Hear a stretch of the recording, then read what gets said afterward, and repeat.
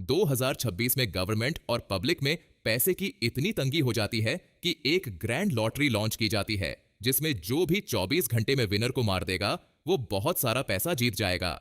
Rule सिर्फ यही है कि आप किसी को मारने के लिए गन का यूज नहीं कर सकते। 2030 में हम शॉन नाम के आदमी को देखते हैं जो कि लॉटरी का विनर है। वो अपनी जान बचाकर लोगों से भाग रहा है और लोग भी उसे मारने के लिए उसके पीछे भाग रहे हैं। शॉन कुछ लोगों को मारता भी है और जाकर एक घर में एंटर करता है जिसमें एक बूढ़ी औरत होती है। शॉन उस औरत का फोन लेकर उसे तोड़ देता है। हम बाहर एक ड्रोन को उन पर नजर रखे हुए देखते हैं। शॉन जैसे ही थोड़ा रिलैक्स करने लगता है, वो औरत लॉटरी की गन से उसे शूट कर देती है और अपनी जब उसके पापा उसे डांटने लगते हैं तो केटी पुलिस होने का नाटक करते हुए उस आदमी को धमकाती है कि अगर उसने ऐसा किया तो वो उसे हिरासत में ले लेगी। इसके बाद ये आदमी अपनी बेटी से अच्छे से बात करता है। केटी के बगल में बैठी औरत उसे थैंक यू कहती है और बस से उतर जाती है। केटी को रियलाइज होता है कि वो औरत उसकी घड़ी चोरी करके ले गई। केटी को एक सिक्योरिटी गार्ड कंपनी का एड दिखता है और वो सोचती है कि काश उसके पास भी कुछ बॉडीगार्ड्स होते। वो देखती है कि पूरे शहर में लोग एक दूसरे को मार रहे हैं। मीडिया में हर जगह लॉटरी की बात चल रही थी। नोएल नाम का आदमी अपने हथियार के साथ घर पर निंजा टर्टल का सॉन्ग गाते हुए रेडी हो रहा था। केटी एक घर पर पहुंचती है जो कि शाडी नाम की लड़की का था। केटी उससे बहस करती है कि ये घर बिल्कुल वैसा नहीं है जैसा उसने उसे वीडियो में भेजा था। शाडी यहां पर अपने बॉयफ्रेंड डीजे के साथ रहती है जो कि थोड़ा बेवकूफ सा था। वो केटी के मुंह पर थप्पड़ मारते हुए कहता है कि ये एक प्रैंक था और उसे चाबी दे देता है। अगली सुबह जब केटी उठती है तो देखती है कि छत से गंदा पानी टपक रहा है और उसके सारे कपड़े गंदे हो चुके हैं और उसके सारे कपड़े खराब हो गए हैं। शाडी उसे कहती है कि वो उसे रेंट पर अपने कपड़े दे देगी। केटी को मजबूरन उसे अपने आखिरी बचे हुए पैसे में से कुछ पैसे देकर उसके अजीब से कपड़े पहनने पड़ते हैं। वो एक कैब लेकर ऑडिशन देने के लिए पहुंचती है जहां काफी और भी लड़कियां थीं। वो ऑडिशन के लिए पैसे देती है और अपने बारे में बताती है कि उसने बचपन में ही एक्टिंग करना शुरू कर दिया था, लेकिन उसकी मां की खराब तबीयत की वजह से उसे एक्टिंग छोड़नी पड़ी। लेकिन अब वो दोबारा अपना करियर शुरू करना चाहती है। वो अपनी जेब से एक कागज निकालने लगती है, लेकिन तभी उसकी पॉकेट से शेडी का लॉटरी टिकट निकल जाता है जो कि उसके फिंगरप्रिंट से एक्टिवेट हो जाता है और उसमें उसकी फोटो भी क्लिक हो जाती है। उसे ऑडिशन से बाहर कर दिया जाता है। जब केटी बाहर आती है तो बाकी लड़कियां उससे अच्छे से बात करती हैं, लेकिन बाइकर्स को कुछ देर बाद पता चलता है कि वो लोग वहां से निकल गए हैं। केटी कहती है कि उसे गेम क्विट करना है, जिसके लिए नोएल मान जाता है और कहता है कि इसमें वो उसकी हेल्प करेगा। तभी उनके पीछे बाइकर्स आ जाते हैं और एक लड़की अंदर घुस जाती है। नोएल जैसे ही अपनी गन निकालता है वो लड़की उसका हाथ काट लेती है। नोएल केटी को गाड़ी चलाने के लिए कहता है और पिछली सीट पर जाकर उस लड़की से लड़ाई करता है और आखिर में उसे हेलमेट पहनाकर गाड़ी से बाहर फेंक देता है। बाकी दो बाइकर्स भी उनका काफी देर पीछा करते हैं, लेकिन आखिर में उन दोनों को भी मार गिराया जाता है। केटी कार चलाने की कोशिश करती ही है कि कार, इसलिए वो उसे अंदर जाने की परमिशन दे देता है। केटी अंदर छुप जाती है और शाडी को कॉल करके उसकी हेल्प मांगती है, लेकिन उसे पता चलता है कि शाडी भी उसे मारना चाहती है। शाडी उसकी लोकेशन पूछती है, लेकिन केटी उसे लोकेशन नहीं बताती। तभी एक वैक्स से आवाज आती है और शाडी को उसकी लोकेशन पता चल जाती है। वो डीजे के साथ म्यूजियम में एंटर करती है, लेकिन जब गार्ड उसे मना करता है तो वो उसे मारकर अंदर घुस जाती है। केटी स्टेटस के पीछे छुपी होती है। जैसे ही वो बाहर निकलने वाली होती है, शाडी उसे देख लेती है और दोनों उसे मारना शुरू कर देते हैं। केटी एक स्टिक लेकर उन दोनों को मारने की कोशिश करती है, लेकिन वो उससे स्टिक छीनकर उसे ही मारते हैं।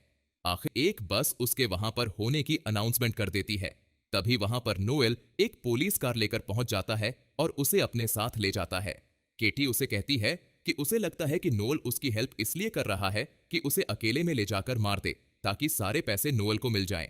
नोएल कहता है कि काश उनके पास कोई बंकर होता। तभी केटी को एक कैब ड्राइवर की बात याद आती है और वो एक अरबपति के घर जाते हैं जिसके घर पर बंकर है। नोएल उस पर गन तानकर अंदर ले जाता है। वो लड़का अपना बंकर ओपन करता है और नोएल उसे शूट करके बेहोश कर देता है। वो दोनों जैसे ही अंदर घुसकर दरवाजा बंद करने लगते हैं, एक हाथ बीच में आ जाता है और नोएल उस हाथ को शूट करने ही वाला होता है कि केटी को लगता है कि वो उसे शूट करने वाला है। वो उसके हाथ से गन लेकर उस हाथ पर शूट करती है और नोएल को गन की नोक पर रखती है। वो दोनों अंदर बिल्कुल सेफ होते हैं। और कैमरास में देखते हैं कि इतने लोग केटी को मारने के लिए खड़े हैं। केटी नोएल पर बिल्कुल भरोसा नहीं करती, तो नोएल उसे अपने बारे में अच्छी बातें बताता है। जब उसे केटी का की चेन दिखता है तो वो बताती है कि वो बचपन से एक्टर बनना चाहती थी। उसकी माँ ने उसे ये की चेन गिफ्ट किया ताकि उसे हमेशा याद रहे कि वो काबिल है। लेकिन अब वो फ्रीलांस काम करता है।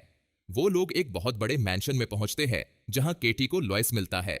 वो उसकी क्वाइट करने वाली बात को इग्नोर करता है और उसे कहता है कि वो इस शहर की सबसे सुरक्षित इमारत में है और अपने पॉकेट में रखे ग्रेनेड्स दिखाता है। वो उन्हें अंदर ले जाता है और उन सभी लोगों के बारे में बताता है जिन्हें उन्होंने बचाया है। वो ये भी बताता है कि पिछले कुछ समय से उनके पास क्लाइंट्स भी नहीं है। केटी उसे 30% देने के लिए कॉन्ट्रैक्ट साइन करती है और लुइस कहता है कि उन्हें नीचे बेसमेंट में जाना चाहिए। वहां उन दोनों के घाव ठीक किए जाते हैं। नोएल केटी को बताता है कि वो और लुइस एक प्राइवेट कंपनी में मर्सनरीज थे जो कि लोगों को मारते थे। लेकिन जब उसे पता चला कि जिन लोगों को वो मारते हैं वो निर्दोष है, तो उसने कंपनी छोड़ दी और कंपनी बंद हो गई। उसमें सिर्फ लुइस और नोएल ही बचे थे। वो बताता है कि वो आज भी जो पैसे कमाता है वो विक्टिम्स की फैमिलीज को देता है या अपने टीममेट्स की फैमिलीज को। इसके बाद केटी का एक नकली चेहरा बनाया जाता है जिसमें वो एक बूढ़ा आदमी लगती है। नोएल को रियलाइज होता है कि 30% पैसे से इतनी बड़ी कंपनी नहीं बनाई जा सकती है। इसका मतलब ये है कि लुइस लोगों को अकेले में ले जाकर मारता है। एक के अंदर केटी होती है। वो एक कार को मैनुअल पर करके उसे सिटी से बाहर ले जाने लगती है। लुइस को ये बात पता चल जाती है। जब लोगों को पता चलता है कि ड्रोन ने केटी को खो दिया है तो उसकी फैन फॉलोइंग बढ़ जाती है। जैसे ही केटी सिटी के बाहर पहुंचने वाली होती है, लुइस उसे कॉल करके वापस आने को कहता है, नहीं तो वो नोएल को मार देगा। नोएल उसे जाने को कहता है, लेकिन आखिर में जाकर केटी गाड़ी वापस मोड़ देती है। लुइस नोएल को एक पुराने थिएटर में बांध कर रखता है और उसे कहता है कि उसे पता था जिन लोगों को वो कंपनी में मारते थे वो निर्दोष थे, लेकिन फिर भी वो ये करता था क्योंकि ये इजी मनी थी। तभी वहां पर केटी आती है और अपने सिर पर गन तानकर कहती है कि वो खुद को मार लेगी और उसका हाथ काट देती है और चाबी लेकर नोएल को देती है। नोएल फ्री हो जाता है और अब सबको मारने लगता है। शाडी भी एक तलवार लेकर वहां पहुंचती है, लेकिन केटी उसे भी मार गिराती है। सिर्फ 4 मिनट बचे होते हैं जब केटी एक लोहे के ऊपर चढ़ती है। लुइस के गार्ड्स एक सीढ़ी बनाते हैं और लुइस को चढ़ने में मदद करते हैं। जब बाकी गार्ड्स नोएल को रोक कर रखते हैं, लुइस ऊपर चढ़ जाता है, लेकिन केटी उसे खुद से दूर फेंकती है और दिखाती है कि उसने अपने की चेन से उसका ग्रेनेड खोल दिया। लुइस मर जाता है। केटी नीचे गिरने वाली होती है। अब हम देखते हैं कि नोएल और केटी ने लोगों को बचाने की फ्री कंपनी शुरू की है। मार्शल आर्ट्स के साथ साथ एक रेस्टोरेंट भी ओपन किया है। वो दोनों प्राइवेट याच में जाते हैं और इसी के साथ ये मूवी यहीं खत्म होती है। अगर आपको ये मूवी पसंद आई हो तो वीडियो को लाइक और चैनल को सब्सक्राइब जरूर करें।